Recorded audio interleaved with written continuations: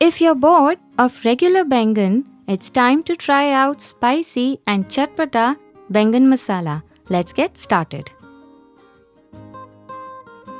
For serving 4 people, I am taking 8 Indian eggplants or Baingan. We want the Baingan to absorb the masalas well when we put them in the gravy. Hence, I am making slits from the bottom like this. Furthermore, I am adding a pinch of salt inside each to season them from the inside. Next, in a pan, I am taking 3 tablespoons of oil. Once the oil is heated, I am placing the Baingan to pan fry. Pan frying them will impart a lovely texture and flavor when you bite into them. And trust me, this small step makes a big difference. These are done, let's take them out. Before we move on to the gravy from here, let's quickly make the masala paste. In half a cup of curd, I am adding 1 teaspoon of Garam Masala, 1 teaspoon of Coriander seeds powder, and 1 teaspoon of Red Chilli Powder.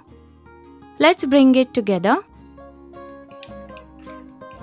It's time for our last step, that is cooking the gravy.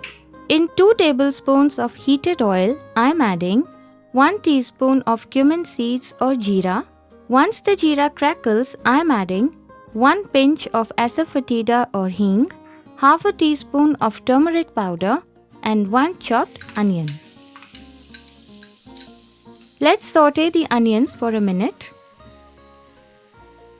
Next goes in half a tablespoon of ginger garlic paste and puree of 2 tomatoes.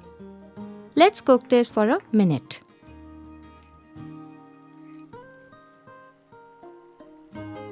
Time to add the masala paste.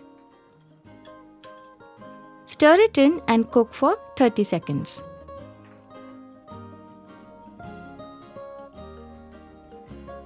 In goes 1 teaspoon of salt and half a cup of water. Mix in. I am placing the fried Baingan in the pan now. Close the lid and let them cook for 3 minutes.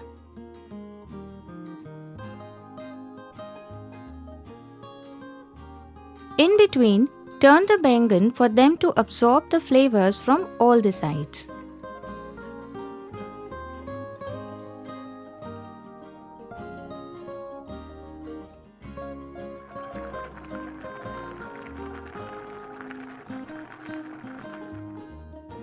Let's serve the gravy first, and on top of it, the masaledar Baingan. I promise, you will lose count of the rotis once you start enjoying with Baingan Masala. So keep some rotis extra. Until we meet again, eat well, live well and stay blessed.